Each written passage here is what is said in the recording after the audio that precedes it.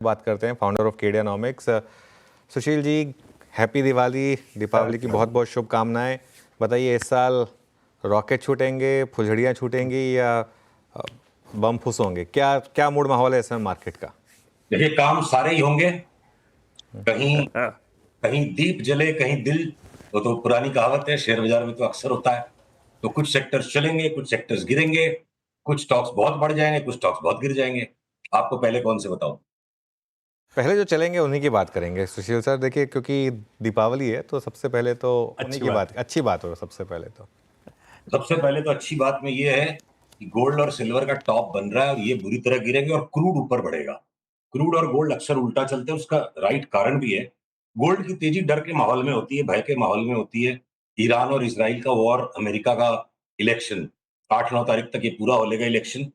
और क्रूड जब बढ़ता है, झूठ मूठ की भ्रांति फैलाई हुई है चारों तरफ लोगों ने, क्रूड का भाव बढ़ गया, इंडिया का नुकसान हो जाएगा। अरे भाई, इंडिया की ताकत है बढ़े हुए भाव में क्रूड को कंज्यूम करने की, इसीलिए क्रूड मैन्युफैक्चरर्स भाव बढ़ा देते हैं।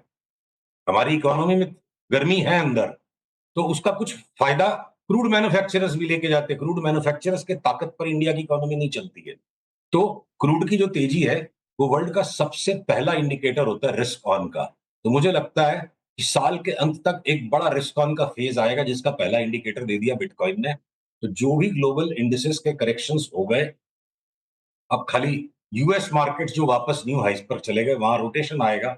और बाकी वर्ल्ड के अंदर में मुझे लगता है इक्विटी मार्केट्स में कोरिया, इंडिया, इन सब तरफ जोर से रिस्क कैपिटल वापस अंदर आएगी। और हमारे मार्केट्स में, इक्विटी मार्केट्स में लेके पैसा ज्यादा बनेगा। शॉर्ट सेल में वो 10-15% की रिटर्न्स मिल सकती है, और लेने वाले स्टॉक्स में 2-2, 3-3 महीने में 50-50% भी बढ़ने वाले बहुत सारे स्टॉक। इंटरेस्टिंग। सोना चांदी टॉप बनेगा, कच्चा तेल, और बात सही है। कभी भी आप मैप करिए कच्चे तेल की चाल और ग्लोबली इक्विटी मार्केट्स का रुझान, तो जब कच्चा तेल चलता है तब एक्चुअली रिस्क ऑन और तब एक्चुअली ग्लोबली इक्विटी मार्केट्स बेहतर परफॉर्म करते हैं, इंक्लूडिंग हमारे भारत के बाजार। सुशील सर, ये अच्छी बात है तो फिर बुरी बात क्या है? कच्चा तेल का चलना तो मुझे लग रहा था बुरा होगा, लेकिन आपने जस्टिफाई कर दिया है एक्चुअली। इवेंचुअली अच्छी खबर होती है, ग्लोबली मूड माहौल अच्छा हो रहा है, डिमांड इंप्रूव हो रही है, इसको ऐसे देखना चाहिए। तो बुरी खबर क्या है? पूरी खबर कभी भी नहीं हो सकता। देखिए, कच्चे तेल का भाव जब $0 हुआ था, तो लॉकडाउन में जब सारा संसार बंद हो गया था। अगर कच्चे तेल का भाव 0 हुआ था, तो उस टाइम संसार तेजी में नहीं था ना, संसार की बैंड बज गई थी। तो कच्चे तेल की जो तेजी आएगी, उसके लिए ओएनजीसी में बड़ी तेजी खेलेंगे। चार्ट तैयार है ओएनजीसी की। एक एक क्रूड की थीम पर हो गया, रिफाइनरी से हम आउट है। बाकी जितने भी ये आईओसी, आईओएल है, ओएनजीसी के पीछे पीछे ये भी ठीक है। तो ये तो हो गया एकदम बम पटाखा चाल। तो मुझे लगता है कि ओएनजीसी दिसंबर एंड तक, जनवरी तक, मतलब ₹400 का भाव हो जाए तो बड़ी बात नहीं है। तो ये आप चॉकलेट बम में गिन लो अनुज। और अगर अब मैं पीएसयू स्टॉक्स को देखता हूँ, तो सारे के सारे मेरे को लगता है रॉकेट हो जाएंगे। चाहे भेल हो, चाहे बीईएल हो, चाहे बीईएमएल हो, चाहे मझगांव डॉक्स हो, कोचिन शिप बिल्डिंग हो, कोचिन शिपयार्ड, ये सब 50-50% भाग जाएंगे तो कोई बड़ी बात। लेकिन में खासा करेक्शन हो चुका है। और अब अगले रिबाउंड में इंडेक्स भले ही 5-7-8% तक की भी चाल दे पाती है, नहीं दे पाती है, बहुत सारे स्टॉक संदेहास्पद है। पर अगर मैं पूरी ये जो स्प्रेड है ना, सारी आज मिठाइयों का जो स्प्रेड लगा है, तो जो बादाम की बर्फियां, अगर कहीं जो बादाम के पिस्ता का जो आइटम लगता है, मुझे लगता है पीएसयूज है, ये सब बादाम की मिठाई है, इनको खाओ। वो चांदी की परत चढ़ी हुई। हाँ, चांदी ये की वर्क है, पॉकेट। सोने की वर्क लगी। अभी अभी अभी देखिए वोडाफोन आइडिया, वो मिठाई में क्योंकि चांदी की परत लगती है ना, इसलिए मैं कह रहा था। चांदी की वर्क लगती है। पर मैं एक बार लास्ट ईयर किसी शादी में इंदौर गया था 2 साल हाँ, पहले, वहां हाँ। कुल्फी में भी उन्होंने सोने की वर्क लगा दी। तो अब क्या कंजम्पशन का मतलब, इंडिया में अब क्या उछाल आते जा रहा है। चांदी की वर्क ट्रेडिशनल है, कुछ लोग सोने की वर्क भी खाते हैं। अच्छा सुशील सर, बहुत लोग ना, ये बीता संवत बैंक्स ने अंडर परफॉर्म करा। अगर कोई संवत टू संवत रिटर्न कैलकुलेट करूं तो शायद निफ्टी 25 होगा, तो बैंक्स 18-19% के आसपास अंडर परफॉर्मेंस रही थी। फंडामेंटली बहुत लोग कह रहे हैं कि शायद बैंक्स कंफर्ट में है, नए संवत के लिए banking financial services as a space attractive लगती है। आपकी लिस्ट में कहीं बैंक्स का जिक्र भी नहीं हुआ है, क्यों? मैं बताता हूँ जी, ऐसा है। देखिए, वो जो एक तरफा लिक्विडिटी के दम पे सारा बाजार भाग रहा है, या एक सेक्टर के सारे स्टॉक्स भाग रहे हैं, वो फेज गया। अब मेहनत मशक्कत करने वालों को पैसा मिलेगा और इजी मनी खोजने वाला जो माइंडसेट है वो पैसा खोएगा। तो देखिए फाइनेंशियल सर्विसेज में भी अलग-अलग पॉकेट्स हैं। अगर पहले मैं बैंक्स की बात करूं, ये हम चार्ट्स के बेसिस पे कह रहे हैं। पीएसयू बैंक जो है अचानक से सब ये टिकिया बम की तरह अचानक फटाफट फटाफट लड़ी बम की तरह फट फट फट जैसे वो 10-12% एक दिन में बैंक बढ़ गया था कौन सा, ये जल्दी जल्दी सारे जोर से रिबाउंड मार देंगे बड़ा। अरे बड़े वाले जितने भी बैंक हैं इनकी चार्ट्स भीतर से जड़ में बहुत कमजोर है। पिछले साल का जो अंडर परफॉर्मेंस था वो ट्रेलर है और मेरे को लगता है 2025 में ये लार्ज बैंक्स हॉरर शो बन जाएंगे। तो हमने अपने क्लाइंट्स को सलाह दी है, जो भी कर लो बाजार में बैंक्स में हाथ मत डालो, जी मत जलाना। अगर वो कोई सा कोटक को थोड़ा सा स्क्वीज करके दिखा देंगे, इंडो सिंध को जोर से रिबाउंड करा देंगे, हम इसकी छटपट में फंसेंगे नहीं। साफ सुथरा पैसा नहीं दिखता है बैंक्स में, बड़ा छद्म लगता है। और पिछले एक साल का अंडर परफॉर्मेंस ट्रेलर है। 2025 में मेरे को लगता है धुलाई हो जाएगी लार्ज बैंक्स। ओके अच्छा सुशील जी, एक बीएससी जैसा स्टॉक बताइए ना कोई, जो आपने 400 में लेके 2000 पे प्रॉफिट बुक कराया था, ऐसा कोई स्टॉक? तो अनुज 16-17 साल की उम्र में जो मेटाबॉलिज्म रहता है ना, आदमी 8-10 बादाम की बर्फी भी खा लेता है और उसको कुछ नहीं होता है। तो अब मौसम उम्र देख के काम किया जाए। बाजार की जो उम्र है, 25-26 हजार की निफ्टी पे आप वो 10 बैगर स्टॉक्स खोजोगे तो उस साइज में हर जगह नहीं मिलेंगे। पर हाँ, जी पावर, देखिए जी पावर जो हमने 10 बैगर का कॉल निकाला था पिछले साल, वो अभी तक 4 बैगर ही हुआ है। और जो जी टीएनडी वो 10 बैगर हो चुका है। तो जी पावर अभी भी मेरे को यहाँ से लगता है 3 गुना हो जाएगा। तो 3 गुना 4 गुना वाले फिर भी स्टॉक मिल जाएगा अनुज। 25,000 की निफ्टी में 10 बैगर की ख्वाहिश रखना मतलब थोड़ा मतलब बाजार के साथ अत्याचार हो जाएगा ये। मतलब टाइम और मौका देख के करना चाहिए ना।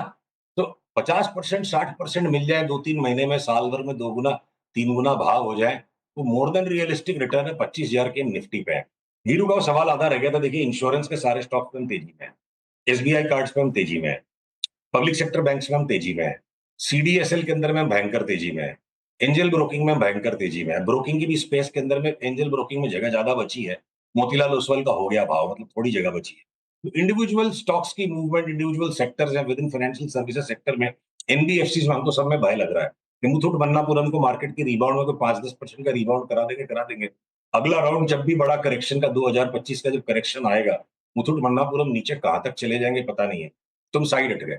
एक चीज और ऐड करना जरूरी है अनुज, देखिए दोनों तरफा सावधानी होनी चाहिए। पिछले 12 महीने हमने कहा फार्मा के 100 शेयर हम नहीं बेचेंगे। अब एक एक करके हम फार्मा से सबसे आउट होके पूरा पोर्टफोलियो फार्मा में जीरो कर देंगे। चाहे वो लॉरस हो, चाहे शिल्पा मेडिकेयर हो, सब में लोअर टॉप बन गया है। फार्मा की तेजी खत्म हमको लगती है।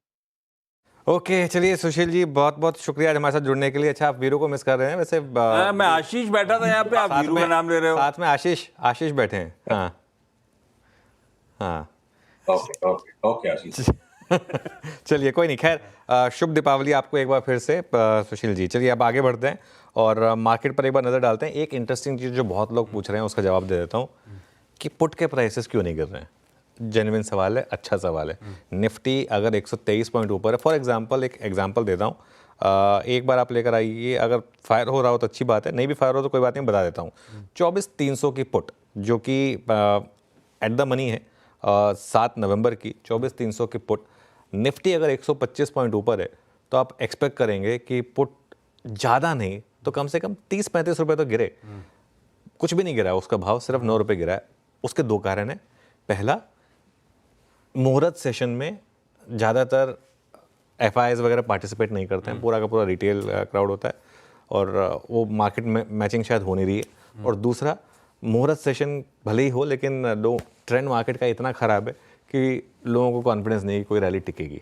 तो इसके लिए, और नॉर्मली जैसे मैंने कहा कि एक्सपायरी वाले दिन जब भी मार्केट खुलता है, मुहूर्त वाले दिन जब भी मार्केट खुलता है, नॉर्मली शुरुआत अच्छी होती है, एंड तक थोड़ा फ्लैट हो ही जाता है मार्केट। तो जो भी कारण है, लेकिन एक चीज़ तो क्लियर है कि शायद इस वजह से ये फैक्टर हो सकता है। मयूरेश जुड़े हैं हमारे साथ, उनको जोड़ते हैं। मयूरेश, हैप्पी दिवाली। मयूरेश बताइए, इस दिवाली पर आप कहाँ इन्वेस्ट कर रहे हैं? शुभ दीपावली अनुज जी, शुभ दीपावली आशीष जी, और सारे हैप्पी दिवाली साहब। सीएनबीसी आवाज के और सारे गेस्ट को पैनल पे भी। तो मैं लगता है, आई थिंक जो एक मिक्स है अनुज जी अर्निंग्स को लेके, हमारा फोकस ये संपत्ति में डोमेस्टिक सिक्लिकल्स के ऊपर है और हमें लगता है एक मिक्स ऑफ डोमेस्टिक सिक्लिकल्स में शायद दाव लगाया जा सकता है। एक हुआ capital good stroke infra space, जहां में हमें लगता है कंपनीज लाइक केईसी इंटरनेशनल या सैल्जर इलेक्ट्रॉनिक्स, जो हमारे दिवाली पिक्स में हमने इंक्लूड किए हैं, अच्छे करने चाहिए। ऑर्डर बुक्स काफी ठीक ठाक है और स्टॉक लाइक केईसी एग्जीक्यूट अच्छी तरह से कर रहे हैं, and in fact they are present in most segments of the Indian economy. T and D segment जो एक बहुत बड़ा सेगमेंट है उनके लिए, power sector itself is going to have a huge tailwind अगले कुछ वर्षों के लिए। सिविल वर्क्स में है, मेट्रो के ट्रैक लेइंग में है, डिफेंस में है, वाटर ट्रीटमेंट में है, तो आप जहां कहें केईसी का एक प्रेजेंस है। और मैनेजमेंट बहुत ऑप्टिमिस्टिक है कि नंबर्स को लेके स्पेसिफिकली टॉप लाइन, एबिटा और बॉटम लाइन ग्रोथ काफी तगड़ी हो सकती है। दूसरा स्पीयर ऑब्वियसली है बैंक्स को लेके। जहां तक बैंक्स का सवाल रहा है, हमें लगता है आई थिंक काफी ठीक ठाक नंबर रहे हैं। If you probably just exclude IndusInd और Kotak to a certain extent, काफी बैंक्स ने ठीक ठाक प्रदर्शन किया है। और Karur Vysya bank within the mid cap private sector bank, हमें लगता है ठीक ठाक प्रदर्शन करना चाहिए क्योंकि नंबर्स काफी तगड़े थे। एक्सपेक्टेशन मैनेजमेंट की काफी पॉजिटिव और ऑप्टिमिस्टिक है आने कई तिमाही में तक। And last but not the least, I think speciality chemical से प्रीवी स्पेशलिटी केमिकल्स, ये एक हमारी मिड कैप स्पेशलिटी केमिकल की पिक रहेगी। जो हम फ्रेग्रेंसेस परफ्यूम्स यूज करते हैं, इसमें जो वैल्यू एडेड प्रोडक्ट्स और इनकी जो इंग्रेडिएंट जाते हैं, इसमें आई थिंक अच्छी खासी ग्रोथ दिख रही है, expanding capacities and very very strong balance sheet is well. तो थोड़ी डिवर्स पिक्स है, बट हमें लगता है domestic place will do well this. चलिए, तो ये समय मयूरेश की तरफ से कुछ पिक्स।